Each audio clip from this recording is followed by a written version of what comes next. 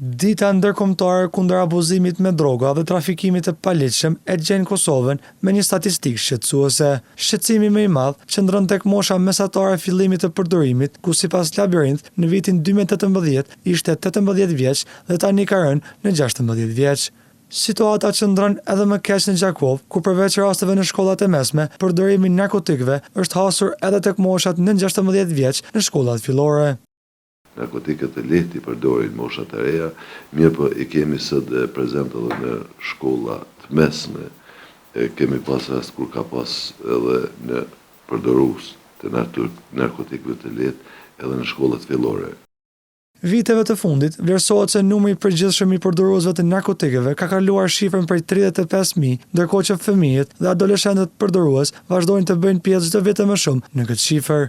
Marijuana vazhdon të jetë substanca më e përdorur në Kosovë dhe arsyet pse fëmijët fillojnë të përdorin droga përfshin disponueshmërinë e drogave në treg, traumën e fëmijërisë së hershme, mungesën e informacionit mbi rreziqet e përdorimit të drogave, presionin shoqëror dhe kurreshtjen për të provuar gjëra të reja.